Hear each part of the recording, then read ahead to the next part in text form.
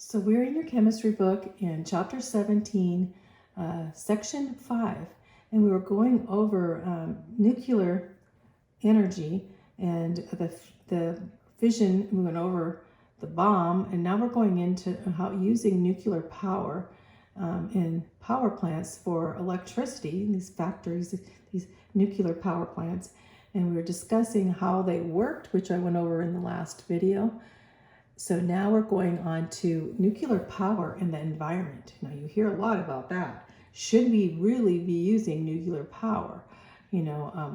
Is it really safe or not? So the safety of nuclear power plants has been very important in the time that we're living in. Uranium is a very concentrated source of energy and must be handled with respect in all of this. So you have to have the right people dealing with nuclear energy, right? That's very important because you'd easily, produce another bomb. So although nuclear power is one of the safest forms of large-scale energy production, there are several common misunderstandings about safety of the nuclear power. So people are thinking, oh, I don't know about these nuclear power plants. Should we even live close to one? If they go off and cause radiation sickness and all these things. But nuclear power, there's some misconceptions because, first of all, no significant amounts of radiation are released by the normal operation of a power plant. So when the power plant's in operation, if they're doing things right, there's going to be no significant radiation that's going to affect you. So the reactor core actually is surrounded by radiation that's absorbed by water. So by several feet of radiation absorbing water, steel and high density concrete and all prevent the radiation from escaping from the normal operation. In addition, the entire reactor is contained in a heavy steel and concrete. This is called the containment vessel. So it's important that uranium is contained in this vessel. And a meltdown would be where this vessel is harmed or it melts down. But this containment vessel has to be made of designated certain things so that the radioactive material will not get into the environment and cause a serious reaction. And so this is a serious deal, is this containment vessel. So another important thing is that the nuclear reactor cannot explode like a bomb. So why? But it cannot. It's based on the fundamental laws of physics. To produce a nuclear explosion, a bomb must rapidly assemble an abundantly supercritical mass in a small volume within a few milliseconds. We already went over the bomb, all right?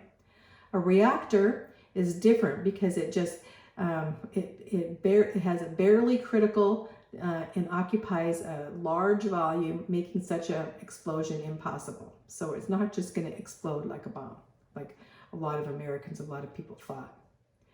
And so in addition, the reactors use fuel with a high percentage of non-fissionable 238 uranium. So even though, remember, we have to have 235 very pure they did that for the bomb, but for now they have a lot of high percentage. They have a lot of uranium 238. So if it were trying to be fashioned in the bomb could not explode because they'll have not the right percentage of 235. It would be far too low. So instead of only at 2% and 4%, like I said, that's how much they have to have of 235 to run, and the rest 238. So at this, but a bomb, they would have to have very pure 235, and that's 50 to 90% of 235 to have an explosion as big as a bomb. So it's not going to necessarily go off like a complete bomb. Most of the accidents that have happened have not been because of this reason anyway. Most of them, the danger has been in the loss of cooling it off, the coolant accidents. Coolant accidents are very important because the loss of a coolant, this is where a pipe ruptures, pump fails, or some kind of breakdown deprives the core of coolant and causing the core to melt down or overheat. And to guard this, the reactors have multiple cooling systems going on. So if one would break down, they still would have another. And the core would always have that safety backup of a coolant. So, and they also have automatic systems, backups in emergencies and such, so they know that in the worst case scenario in which the core overheats so badly that the fuel melts down, it causes a meltdown, the containment vessel is now designed to prevent the release of this dangerous levels of radiation. So that's all the safety measures. And even now, since that time, they're checking up on the check on them is very, very much safety oriented. So this coolant meltdown in the United States has only happened once. In 50 years, it's happened only once. In 1979, I'm going to talk about that more a little bit later, at 3 Mile Island in Harrisburg, Pennsylvania, it suffered this severe loss of coolant. And they had actually turned the coolant off and the safety measure. There was a lot of errors that happened in the midst of this, but they lost their coolant. And they had to shut down this emergency core cooling system. And so half of the core melted, but the reactor did not suffer a meltdown. Only small amounts of radiation were released from the radioactive system. No one was injured. No one was injured. The nuclear experts believe that even if a meltdown had occurred, the containment vessel would have performed as designed. Well, we would hope so. So that meltdown, even though, as we say, in 1979, that as one half the core melted down, no one was injured. That's pretty miraculous anyway. But as we go on, we'll see another one. I'm going to talk more about this too, and that's the meltdown that lost the coolant meltdown that happened in Chernobyl in Ukraine in 1986. And that's at the V.I. Lenin power station there. And it was so badly designed that it didn't even have a containment vessel. So we're going to talk about that. So, and the difference, basically at comparing the risks of those two right now, if we compared the risk, and we're going to be talking about nuclear accidents when we talk about Chernobyl. If we compare the risk at 3 Mile Island in Pennsylvania, there were no fatalities. And then people are saying, is nuclear power too dangerous? But as we looked, comparing, we can see what happened at Chernobyl and the mistakes that were made, and go back to the safety measures. And comparing risks of whether, when you say comparing risks, you think, is nuclear power too dangerous? Is it too much of a risk, or is it safe at all?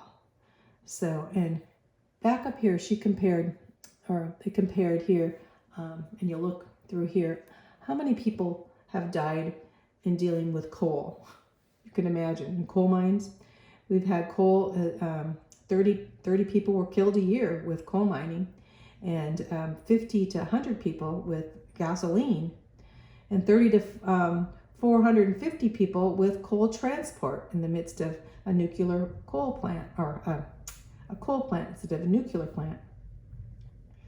Also, natural gas explosions. In Mexico, a natural gas exploded and killed 452 people and injured 4,200 people. Can you imagine that? So in Mexico, 452 people and injured 4,200 people, and left 31,000 people homeless. 5 years later, a gas pipeline in Russia exploded. So a gas pipeline too in Russia. This has nothing to do with nuclear energy. Explode and forced a 10 kiloton atom bomb, killing 500 and injuring 720. This is in Russia. So we have these accidents with and going back up here, hydroelectric dam in India. India.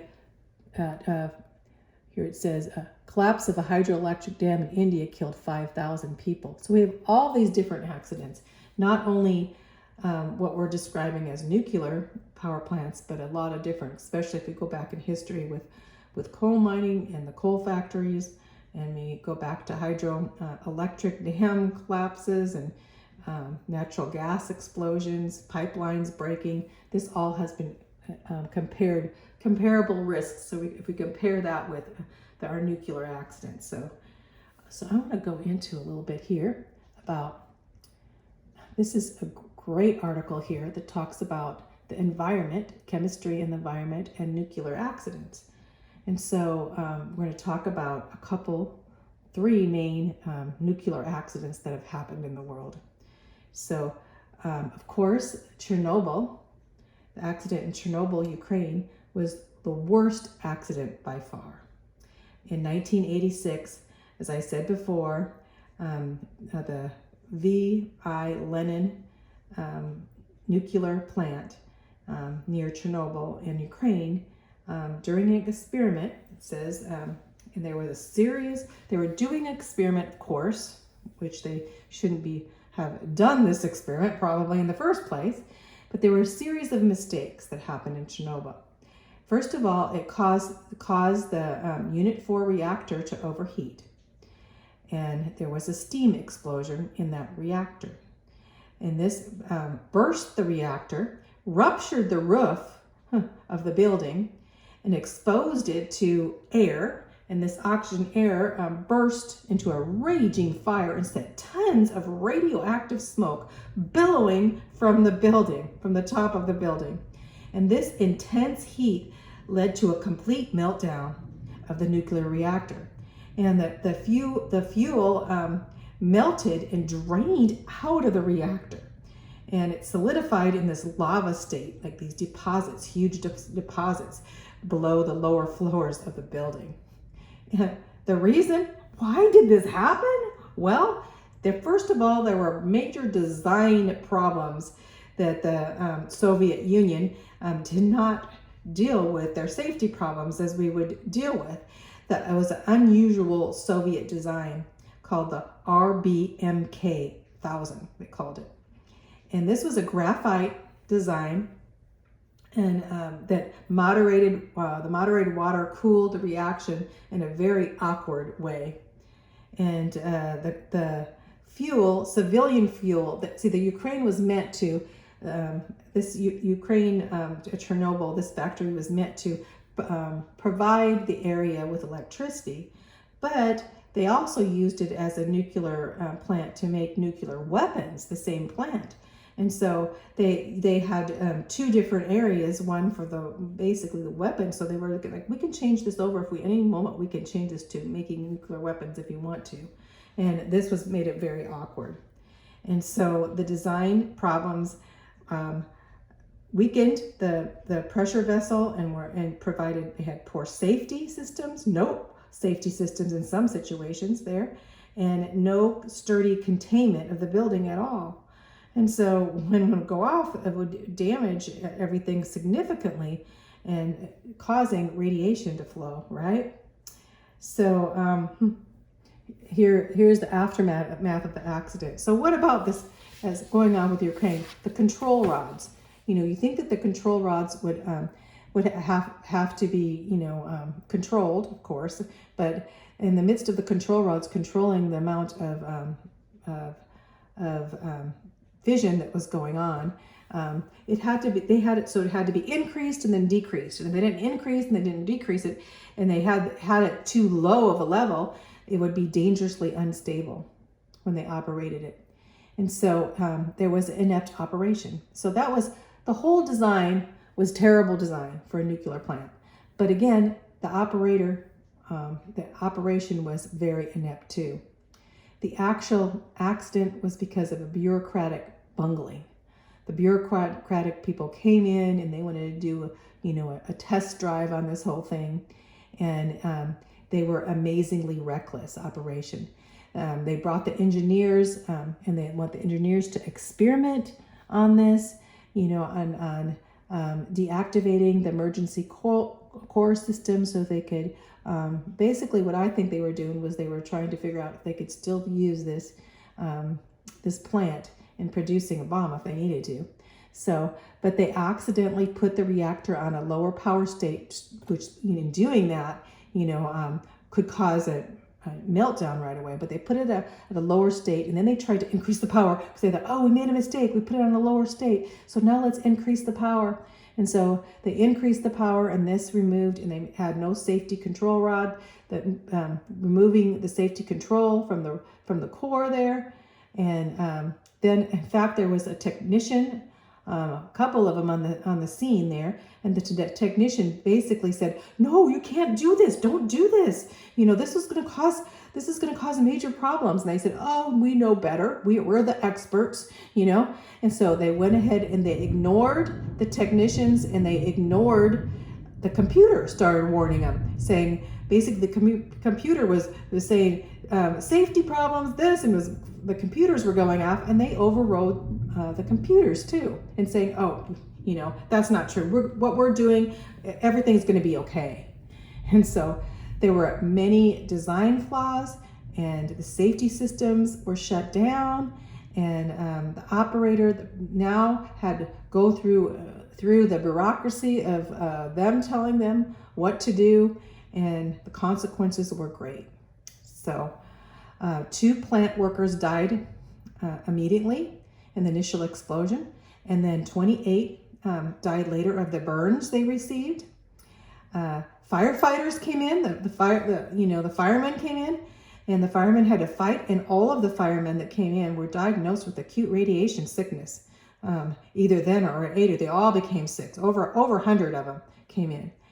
And years later, 4,000 people, and mostly of these people were children, in 1986 that year, were treated for thyroid cancer, and most of these kids died of aplastic thyroid cancer because the iodine 138 in the midst of this is being released. That's why whenever you are back when we thought, oh, we're going to have a nuclear bomb fall, we all were given iodine pills, to keep with us. And in fact, even now, these iodine pills, because the thyroid cancer, which has to do with the iodine, basically happens almost all the time with a radiation-related cancer, and a lot of these. So there's 15 other radiation-related cancers besides thyroid, but thyroid being the main. 4,000. Can you imagine 4,000 people dying of thyroid cancer? That's huge.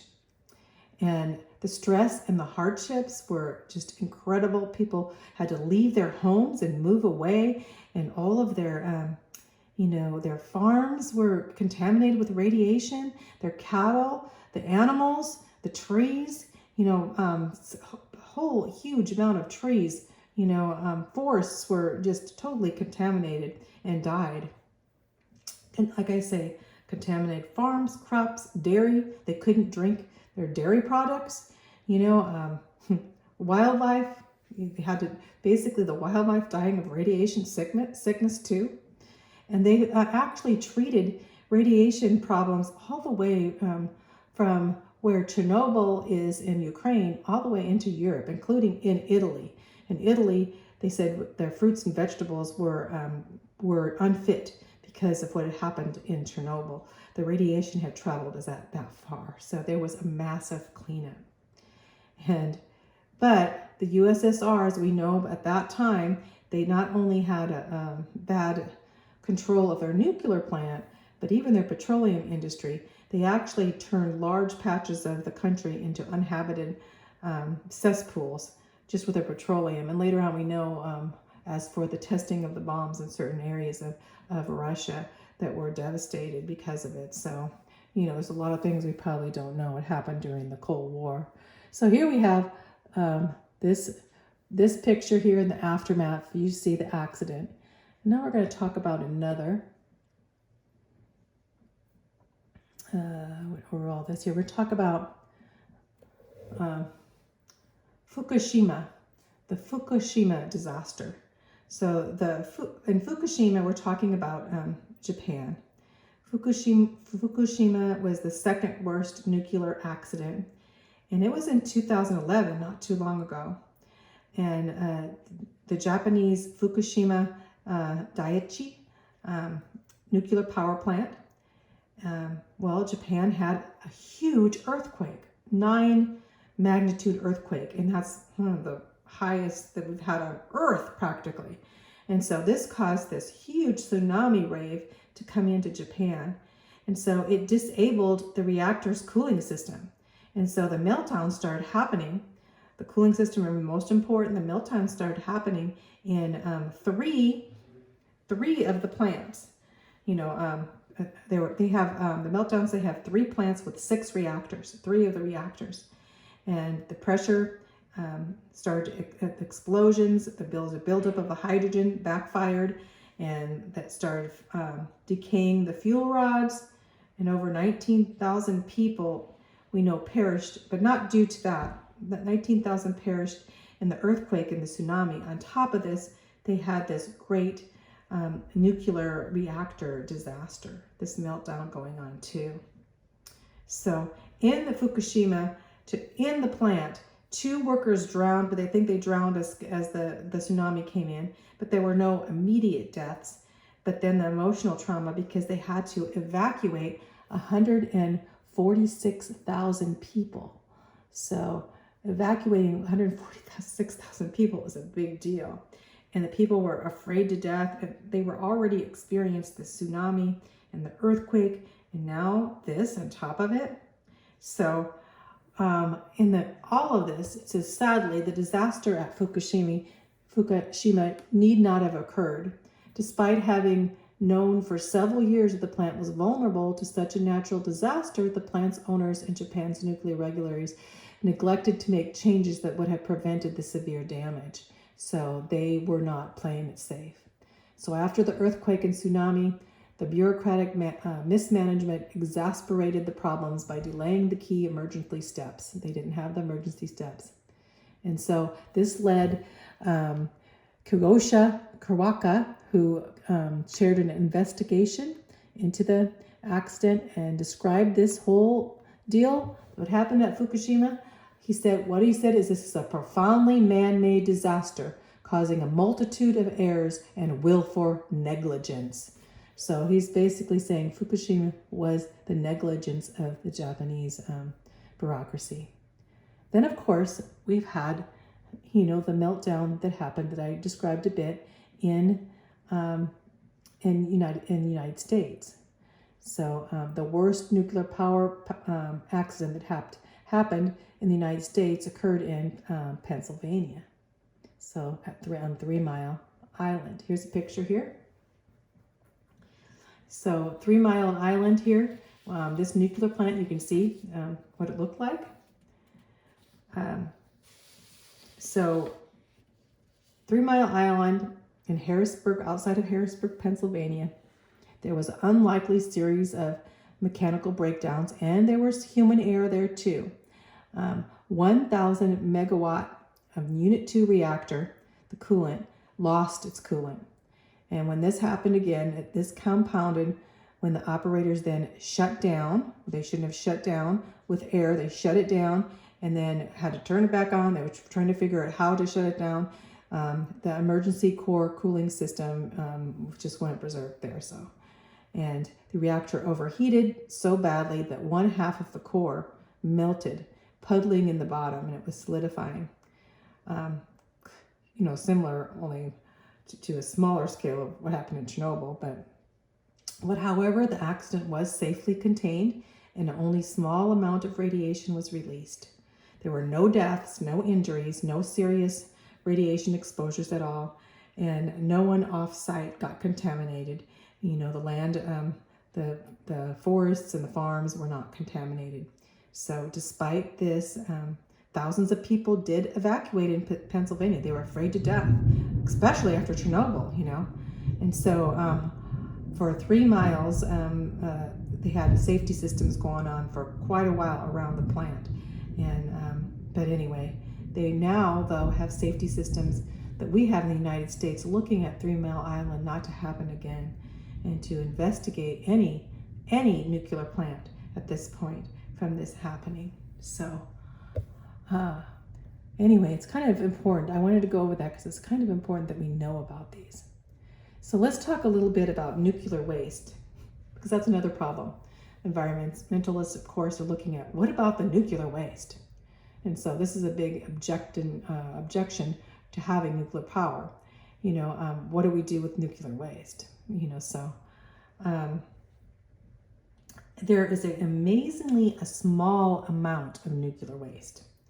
In 1 year, 1,000 megawatt nuclear reactor will produce 30 tons of spent fuel elements, which weigh about 160 pounds of waste per day. That's not much. If you contrast this with a coal plant, the coal plant, 1,740 tons of waste a day, and which turns into 600,000 tons a year.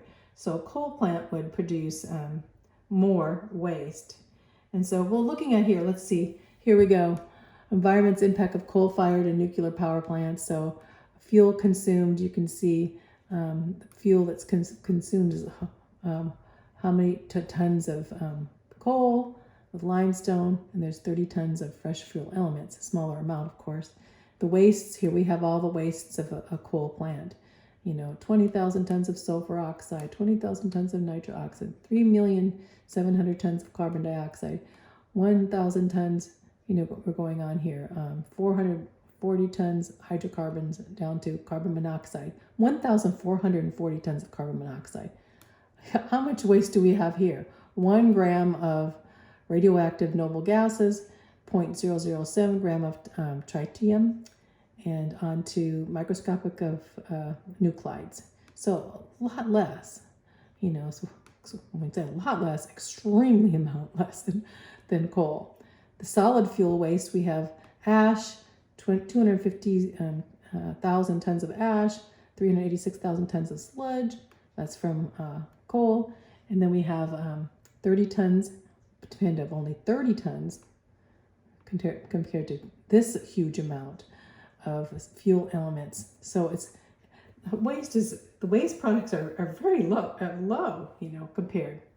So even looking at this, we think, well, still, what are we going to do with this waste? So in contrasting, it's presently wastes now are stored, near these nuclear plants. They're not allowed to store them or to pile them any place else in the country, but a certain place, and they have to store them properly in the proper containers, the waste products. So is there the sustainability? Let's go on to the next here. The sustainability of nuclear power. Can we, do we have enough uranium? Can we really keep this up? Coal, we maybe running out of coal. Do we have enough? Can this sustain? But we find out that uranium is not the only fuel to be used, and usually here we have other fuels that may be used: plutonium 239, 240, uranium 233, plutonium 239 and 240 are produced from uranium in the normal reaction. So here we have this whole reaction producing these. So you can see how they can use the other as these changing. I would say they're changing into plutonium and going on here. We can have these others, plutonium being very important now. If the nuclear fuel is recycled, so recycling, oh my goodness, this plutonium can be separated from waste products and reused and produced for electricity. So we can actually recycle the plutonium. And nuclear recycling is called reprocessing. So now they haven't really done this that I know of, but they now can greatly simplify, and they know that they could possibly recycle the products.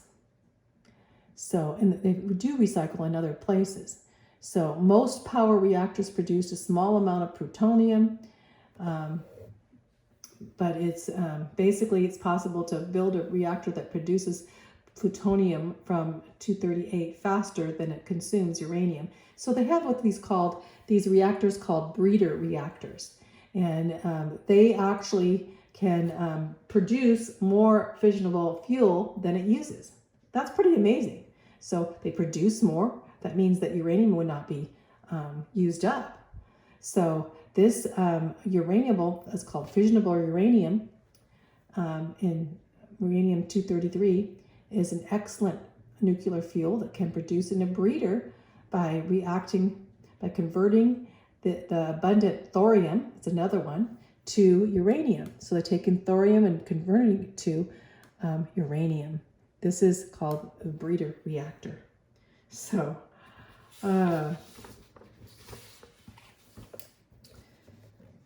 so by recycling this fuel, we can see we can reclaim the plutonium and recycle it.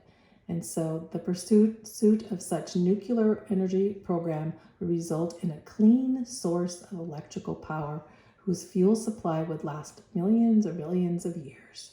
So looking at the future, possibly we can use nuclear energy for good by recycling it, reprocessing it, with the breeder reactors. These things are happening containing the nuclear waste, so it's nil practically. Would be amazing, clean, not polluting the air, not polluting the water, basically the nuclear waste being very, very small.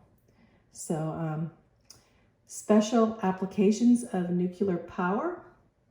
So we're gonna talk about that.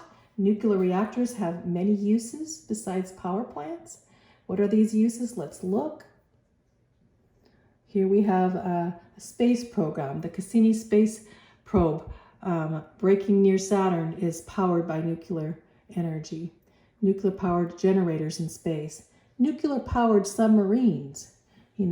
Now we have submarines. Large vessels such as submarines and aircraft carriers are now under nuclear power. And they can cruise on for years without even refueling. Isn't that amazing? They actually do this because they get their abundant power and require no oxygen, So nuclear reactors allow military submarines to travel underwater at high speed. You can remain underwater now, verged for months. You can even have a whole, laboratory underwater by nuclear power. And of course, the space probes and everything in space too. So we're going to stop there, and then I'm going to go over our last part. We're going to talk about not nuclear fission, splitting of atoms, but we're going to talk about something, that is too very amazing, is the hydrogen. We're going to be talking about hydrogen fusion, which we see all over when we look up in the sky with, the sun and the stars. There's a lot of nuclear fusion going on. Let's talk about nuclear fusion in the next video.